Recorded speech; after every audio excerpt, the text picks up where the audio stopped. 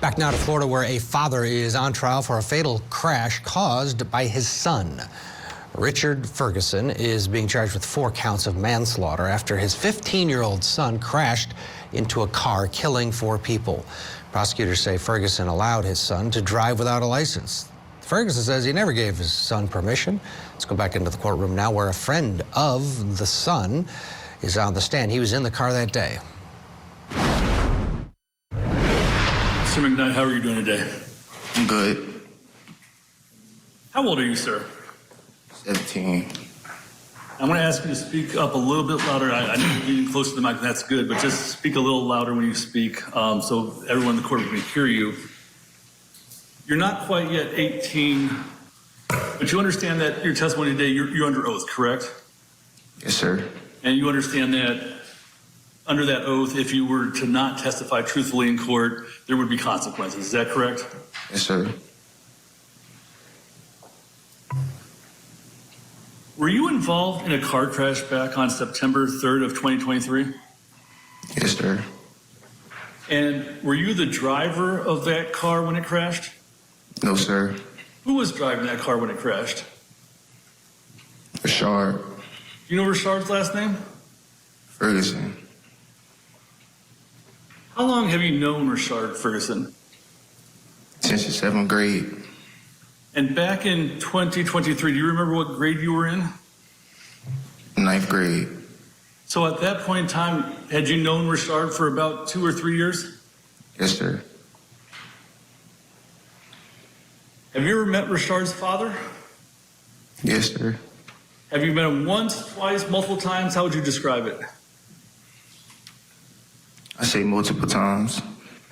And do you see the person that you know as Rashard's father sitting in the courtroom today? Yes, sir. You describe what he's wearing and where he is seated?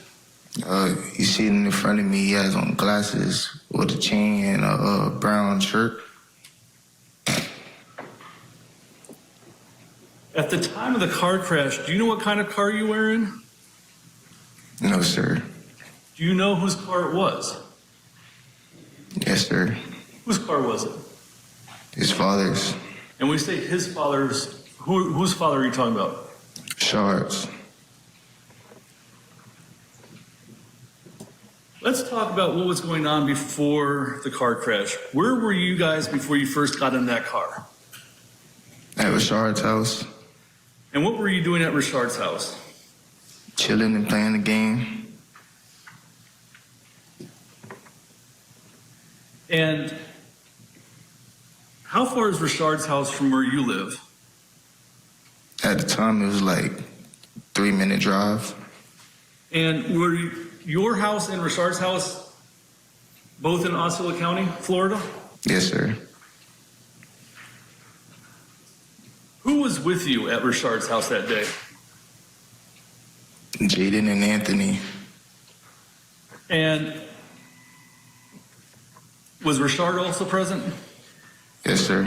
What about Rashard's parents? Were they home? I remember his dad being there, but I don't think his mother. And what was the plan while you were at Rashard's house? Were you eventually going to go somewhere? Yeah, we was planning on going to the movies that night. And was the original plan to leave in Rashard's dad's vehicle? No, sir. How did that happen? Went to my house to change.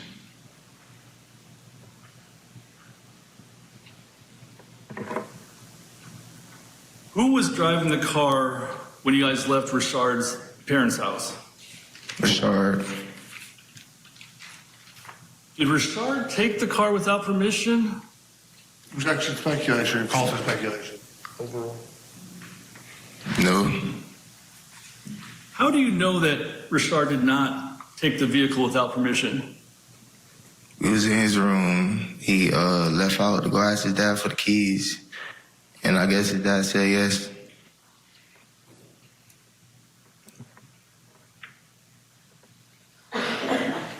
Was his dad around when you guys got in the car? He was sitting in the garage telling us to buckle up and stuff before we pulled off.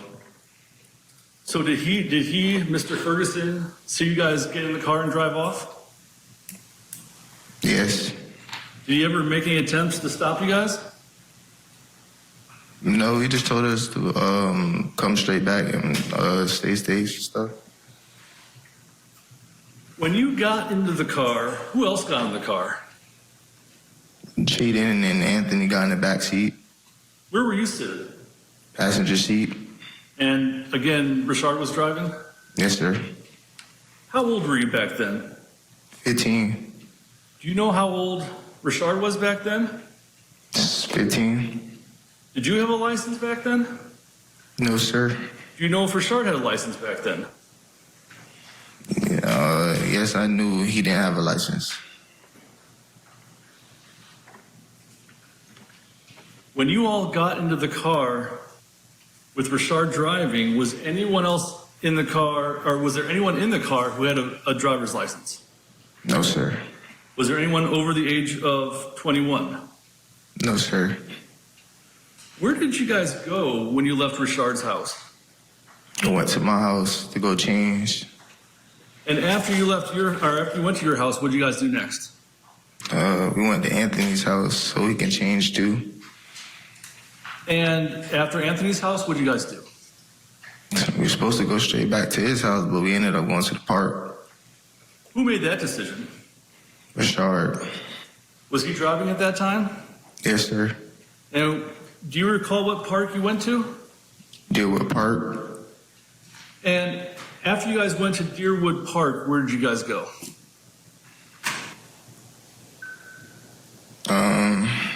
We left the park and made a right, and he was just speeding down the road. And when you say he was speeding down the road, who are you talking about? Richard. Was he still driving at that point in time? Yes, sir. And what happened when he left the park and was speeding down the road? I can't even remember. I had blacked out, but all I remember is he ran past the stop sign and everything just went black after that.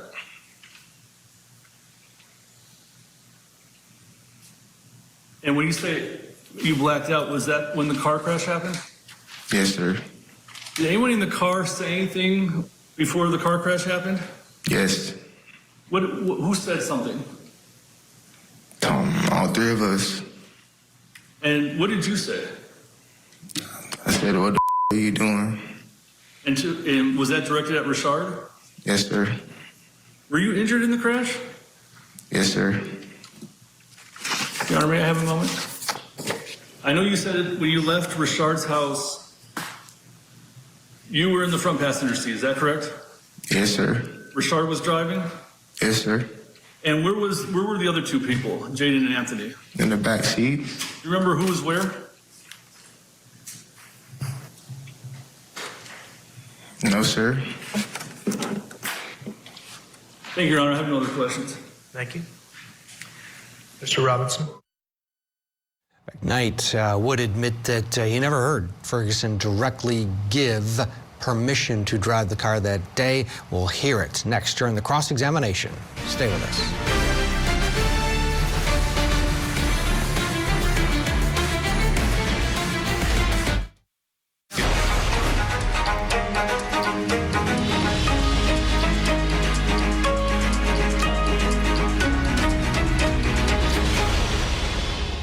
Let's head back to Florida now. We're bringing you the father blamed in son's car crash trial today. Richard Ferguson is accused of allowing his son to drive without a license back in September of 2023, which resulted in a fatal car crash. Ferguson's 15-year-old son was driving his father's white Chevy Impala when he sped through a stop sign and crashed into another car. Angel Hernandez was in the other car with his wife and 3 grandkids. They all died except for Angel, who suffered serious injuries. Let's go back into the court now. We're hearing from a teenager who was with his friend, who was driving the car. It's cross-examination. On the main question, you were in the car already before Mr. Richard Ferguson came out to the garage, correct? I don't recall. You don't recall if you were already in the car when Mr. Ferguson came out? No. Were you smoking marijuana that day? No, sir. Was there anyone else there who might have been? No, sir. Do you recall a smell of marijuana whatsoever? Not at all. Okay. Going forward, you said Richard told you he had permission. Richard said that his father gave him permission. You never heard Mr. Richard Ferguson give Richard permission, correct? Correct. You ever saw him hand him the keys? No, sir. He instructed you guys to back out of the driveway, and you guys then, proceeded to not just go to your house, go to another house, and then to Dearborn Park, correct? Or Deerwood Park? Yes, sir. And at any point, did you ever once hear anyone give you directly permission to drive that car and go to a second house, a first house, or Deerwood Park for that matter? Objection, form. Say it again. I can rephrase it, yeah. At any point, were you given permission to go to Deerwood Park or a second house or even a first house? That's what I was told by Richard. He got permission from his dad. But you were never told that. No. May I have a moment? Of course. Did anyone else in Mr. Richard's family give you permission to take the car? No. And there were other family members there as well, correct? I don't remember. Okay, but no one else gave you permission? No. Have there been other instances where you've known Mr. Richard first and take the car without permission? Objection, relevance. Can we approach? Have there been other instances where you've known Mr. Richard first and take the car without permission? Same objection. Say it again. Have there been other times that you have known Mr. Richard first and take the car without permission? No, sir. Nothing further. Read a rep. No, Your Honor, thank you. Thank you. May Mr. McKnight step down? Is Mr. McKnight released from subpoena? Yes, Your Honor, thank you. Okay, friend there who testified that his buddy said, my dad gave me permission, but then the defense on cross was able to establish he never heard that. Never saw the dad throw the keys to him or, have fun, kids. None of that. Tough one. Mackenzie Joy Brennan, your thoughts on this witness and whether he moved the ball for either side? Yeah, I do think that he moved the ball for the prosecution. I thought that it was very credible to hear from a parent the things that he was saying he heard, come straight back. I also think that it makes him more credible that he is not saying, yes, he said explicitly that we were allowed to take the car.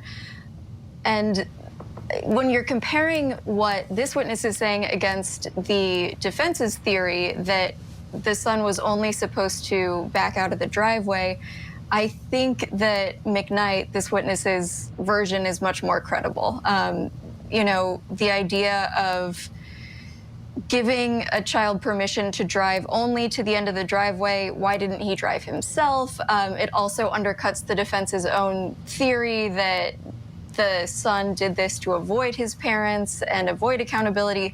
It's all over the place, and this story that McKnight is telling is a lot more cohesive to me, and the parents' role in the story is credible. And what reason would this guy have to lie? Protecting his friend? Maybe, but he even recounts saying, what the bleep are you doing, to his friend. So he clearly is not protecting his friend's image or feeling that much. And it should be noted his friend was tried as a juvenile and took a plea. He's scheduled to be out when he turns 19. We'll see. But that's that side of the equation. Dad is facing the rest of his life in prison for potentially making this decision to allow his. child to drive. 15 people get their license at 16, so he's right there. He's getting close to getting their license. People will have their children back a car out of the driveway because the kids like, can I do it? Can I? Because they just can't wait to drive. So that part could be credible in terms of having been the father of 2 teenagers, and before they get to 16, any chance they had to sit in the dang thing was, they were excited. I don't know. He's going to take the stand. It'll all come down to that, right? Whenever a defendant takes the stand, that's it. Throw everything else out, right?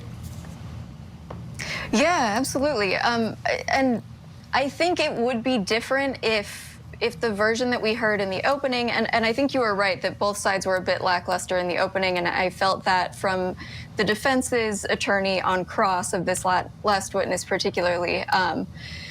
But it would be different if the defense's version was the kid was so excited, he, like you were saying, wanted to have any chance to practice. The version we heard almost seemed like a post hoc rationalization, we're putting pieces together. So if I were a jury member, it would make a lot more sense to me what McKnight is saying versus the version we heard in the opening. Now that might change when we see what the defendant himself has to say, but between those two, tricky. I do think life in prison is a lot to look at. So sentencing could also come into play here because comparing the consequences for both of them. Sentencing has not taken place in this case. Yeah, right. We're a long way away from finding that out, but it's serious time for being convicted of this. And to your point earlier, 4 people are dead, including 3 kids. Let's get a break. When we come back, we'll hear from another passenger in the teen's car that day. His testimony next.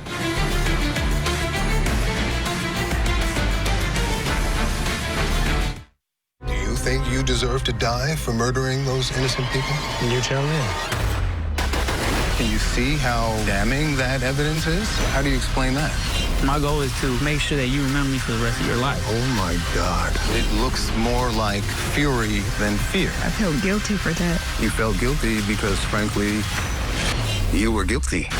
Interview with a Killer. Marathon starting Christmas night, 8/7 Central. Only on Court TV.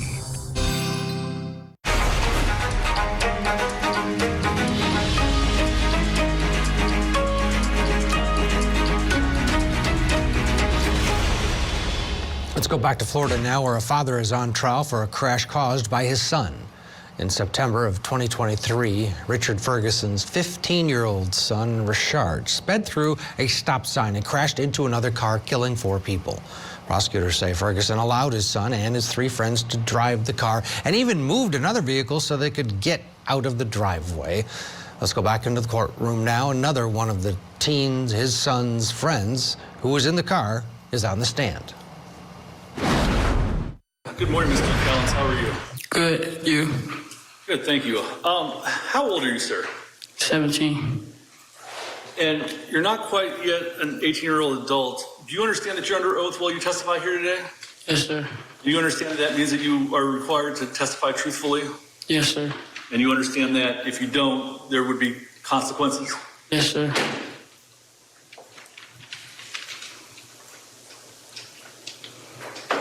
Do you know Richard Ferguson? No. I guess question? Like father or son? Richard, the son. Do you know? Yes. How long have you known Richard Ferguson? A couple months while I went to school. And were you involved in a car crash back on September 3rd of 2023? Yes, sir. I was a passenger in the back seat. Do you remember which side of the back seat you were in? Behind driver. And who was driving? Richard. And that's the son that you earlier testified you know, right? Yes. Do you remember what kind of car it was? Nah. No, sir. Let's talk about what was going on before you got in the car. Where were you before you first got into that car? Richard's house. And who was all there at Richard's house with you? Me, Jaden, Richard, and Elijah. Were there any adults present in the house? Father, mom, And when you say father, mom, whose father and mom are you talking about? Richard's. And what were you doing at Richard's house that day? Chilling on the game, about to go out, watch a movie. And was the original plan to go to that movie with Richard driving? No, sir. And how did that happen? He said he was going to ask for the keys and we were going to get something. And who did he ask for the keys? Father. And do you know, did Richard take the keys without permission or did he get permission? He got permission. And how do you know that his father gave him permission to drive the car? Because Father was outside present with us. And when you say outside present, where are you talking about specifically? In the front yard when we got in the car. Is there a garage and driveway? Yes. Is that where the car was? Driveway. And at some point in time, did Mr. Ferguson, the father, have to move a truck out of the way? I don't really recall. It was a long time ago. Do you recall giving a statement to Corporal Bonner about a month after the crash happened on October 2nd, 2023? Objection calls for hearsay. Do you recall speaking to Corporal Bonner from the Florida Highway Patrol on October 2nd, 2023 about this incident after the crash happened? Yes, sir. Would reviewing a transcript of that conversation help you remember whether or not that Mr. Ferguson had to move a truck out of the way? I would say that report would be more like rememberful, like because it was after that, it was closer towards the accident. I'm sorry, can you repeat your answer? I would say that report would be like more rememberful because it was closer after the accident. All right. Obviously, he said that the father moved a vehicle after the accident, and he wants to see that report. Mackenzie Joe Brennan, another one of these witnesses that had a front row seat, or I guess he was in the back row, but were in the vehicle during this, and another person saying, yeah, he had permission and Dad was right there. Yeah, it really fits with and corroborates the other passenger, McKnight, and we're hearing that the dad was outside, so could see this happening, and I think the biggest piece here is that he had to move another car, and all of this does undercut then the idea that he had to ask his son to pull out of the driveway, or that conversation happened and none of these other passengers heard it. It calls everything else into question, and it also, again, to me, it sounds like these are all pieces that the defense theory had to work around, and they came up with a version of facts that fits all of these pieces of testimony that they were anticipating, rather than the other way around, that it's what happened and they're recounting that. Yeah, and it just it seems as though there's a lot there from these witnesses, because these kids don't, they're not trying, to your point earlier, it doesn't feel like they're trying to protect anybody, they're just trying to tell the truth, and they're not hiding, and that's not good for the defense. Right. It sounds like there are enough things that these kids don't remember, where if they were trying to construct a story to protect somebody or to victimize the dad, I don't know. If they were doing that, I don't think they would say these things that come across as very honest, like, I don't remember, the report is probably more accurate, I don't know, I didn't hear XYZ. Those little pieces of uncertainty, to me, build the credibility of both of the passengers. So what should happen to Dad? We know that he was found guilty here, and in a case like this, it's difficult because he didn't tell his son to speed, he didn't tell his son to take 4 lives, none of that. What's your take on how this case should be dealt with in terms of sentencing? Yeah, I agree. I think that it really is key, even that he was held responsible for this, that He did not anticipate this happening necessarily, certainly didn't want it to happen. And when you're comparing the repercussions that he's facing to those that his son is facing, that's a huge disconnect, that his son will be out of a juvenile holding facility at 19, and he potentially, the father, is facing life in prison. Now, obviously, we don't know what will be done with sentencing, but that is a huge gap, and I really don't think that this man serving the rest of his life in prison would serve any purpose but holding somebody responsible for the lives lost. And I think that really would be the only thing that would be weighing in favor of a longer sentence, but it's not going to bring them back. I think what realistically we should be looking at here is sending a message to other parents, and life in prison is a little excessive to send that message, in my opinion, but we'll see what happens. Yeah, absolutely. It does. That would seem excessive. Do you think that they tried the son as a minor and he's out at 15 in anticipation that they were going after dad? Because if they went after tried the son as an adult, it probably wouldn't have been able. He was 15. He was too young for that. Did that all work together here? Oh, it's funny you say that, because that is the exact thing that I thought when I heard that the son was tried as a juvenile. I think it does bolster the case for holding the dad responsible, but it does, at this sentencing phase, really highlight that discrepancy between what dad is facing and what the son is facing. Yeah, we'll see what eventually happens to the father. We'll get a commercial break here. Mackenzie Joy Brennan, as always, thank you. More from the passenger in the father blamed in son's crash trial. Plus, we'll hear from the surviving victim as well.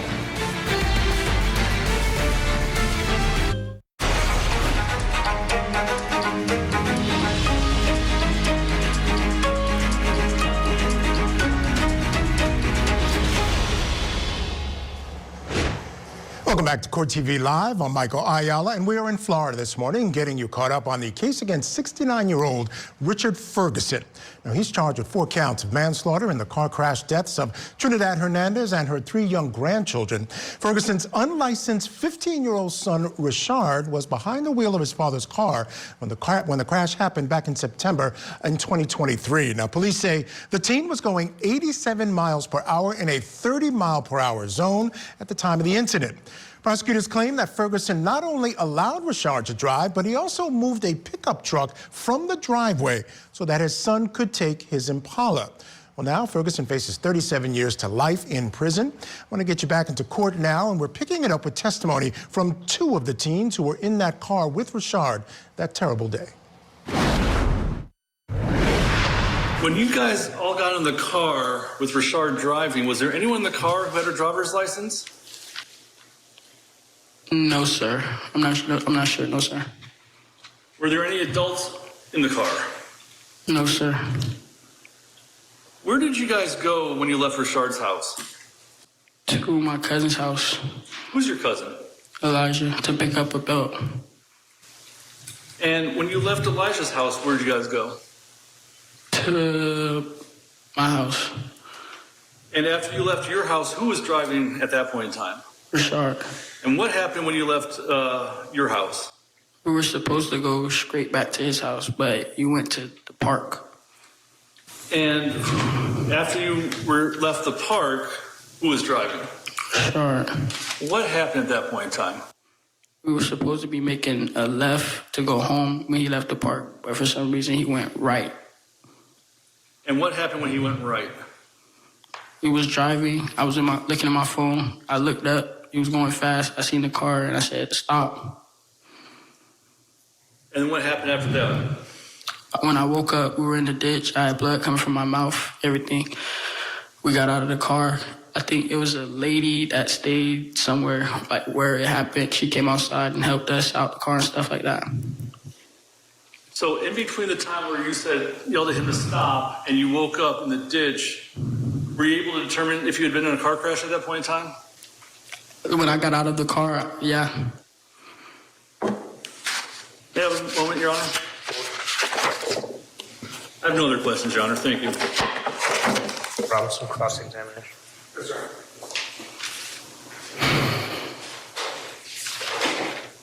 You never saw Mr. Richard Ferguson ask his father for the keys, did you? So, can you repeat that, please? You never saw Mr. Richard Ferguson ask his father, Mr. Richard Ferguson, for the keys, did you? I was in the room when he went to ask him. I just know when we went outside, he told us buckle up and come right back. Okay, but you weren't there when he asked for the keys. No, sir. You guys were already sitting in the car prior to Mr. Ferguson coming outside, is that correct? No. You were out on the driveway? Like when he... Were you sitting in the car in the driveway when Mr. Richard Ferguson came out of the car? No, I didn't. The car was locked, I guess. I got in when they came outside. Yep. You never once heard Mr. Richard Ferguson give you permission to go to a second house, get alone to the park, is that correct? That's where that's where Rashard asked to go. Okay, not to the park though? No, not to the park. And not to your house? No, he just asked him to go to pick up something. Do you recall Mr. Richard Ferguson saying he was going to go with you guys? Can you repeat that? Do you recall Mr. Ferguson telling you that he was going to go with you? No. Mr. Joaquim, how are you today? Good. How old are you? 17. All right, so you're not quite an 18-year-old adult. You understand that you're under oath today, correct? Yes, sir. You understand that means you're required to tell the truth? Yes, sir. You understand that if you fail to do so, there would be legal consequences? Yes, sir. Yes, sir. Okay. Do you know Rashard Ferguson? Yeah. How do you know? Was that a yes? Yes, sir. And how long have you known Rashard Ferguson? About 4 years. And how do you know him? Middle school.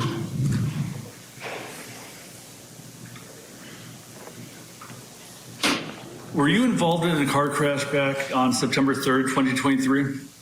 Yes, sir. Were you driving that car? No. Who was driving that car? Sharp. And what kind of car were you in? I don't know, but it was a white car. You say it was white? Was that yes? Yes. I just need you to speak a little louder, sir. Where were you guys before you got in the car that got in the car crash? Rashard's house. And who all was at Rashard's house? Me, Elijah, Anthony. Was Rashard present? Mia. And what about his parents, Rashard's parents? Yeah. Was it both his mom and dad? Yeah. And what were you doing at Rashard's house? In his room playing a game. And what was the plan while you were at Rashard's house? What were you going to do later that day? We just want to go to the movies. And was the plan to go to the movies in a car that Rashard was driving? No. How did that happen? Elijah just needed to grab a belt from his house.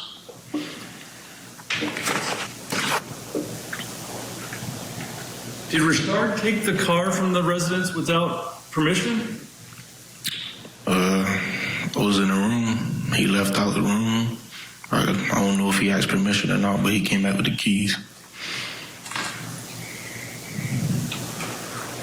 And where was the car parked? Driveway. At some point in time, did his dad come out on the driveway before you guys left? Yeah, he told us to buckle up and drive safe.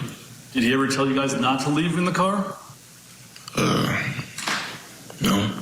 Did he ever say that he was going to go with you? No. Who all got in the car? Me, Rashard, Elijah, and Anthony. And Rashard was driving? Oh, yeah. Where? And you said you were sitting where? Behind the driver. And where were the other two people? In the passenger and behind the passenger. When you say the passenger, does that mean the front seat passenger? Yes, sir. Do you know if anybody in the car at that point in time had a driver's license? No. Were there any adults over the age of 21 in the car? No. When you left Rashard's residence with Rashard driving the vehicle, where'd you guys go? I went to Elijah's house. And where'd you guys go after that? Anthony's house to grab. He went to go grab a drink. And after Anthony's house, where'd you guys go? He was on the way back to his house. You guys stop at a park? Oh, yeah. And what was the name of that park? Deerwood Park. And when you left Deerwood, who was driving the car? Rashard. And when you left Deerwood, what happened? He got in the crash. Do you remember any details about that crash? No. Did anybody say anything before the crash happened? I don't remember. It was all a blur. I can have one, Your Honor. Of course. I have no other questions. Thank you. Cross-examination, Mr. Robinson. Did you hear me correctly when you said you weren't sure if you had permission to take the car? You said what? I heard you correctly when you said you weren't sure if you had permission to take the car. Yeah. You had previously told the prosecutor at one point you didn't have permission to take the car, correct? Repeat that again, please. You had previously told the prosecutor in meetings you had with him that you did not have permission to take the car, correct? I think so, yeah. Okay. Nothing further. You're right. No, Your Honor. Mr. Joaquin, step down. Yes, Is he excused from subpoena? he is.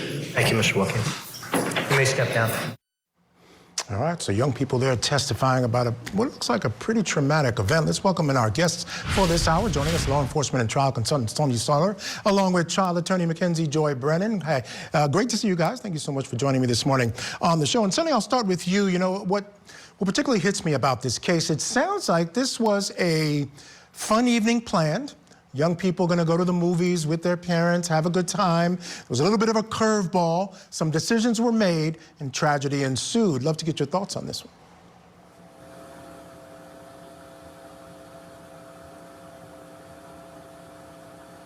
Sonny? Oh, I'm sorry. I apologize. I didn't know that you said my name.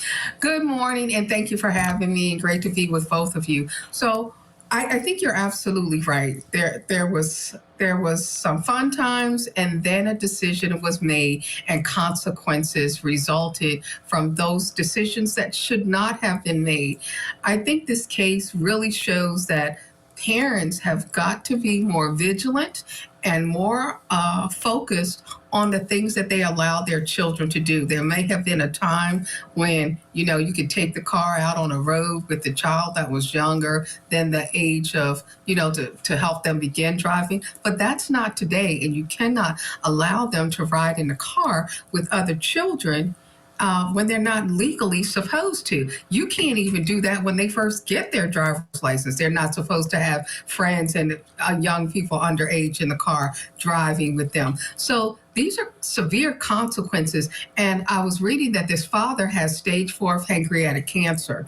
So, you know, this case has evolved into a lot of different things. My mother had pancreatic cancer. She is no longer with me. So this case is going to linger without, I think, any consequences based on his treatment as well, you know, his health treatment in relation to all of this, if that makes sense. Yeah, absolutely. It certainly will play a role. And Mackenzie, when I think about this case, you know, it's one of those decisions that parents can make. You know, you have a 15-year-old, I have a 15-year-old who literally just got his permit. And, you know, you have to make these decisions, you know, how far do you let them go? How far do you want to be with them when they're doing certain things? It sounds like in this particular instance, he made a quick decision.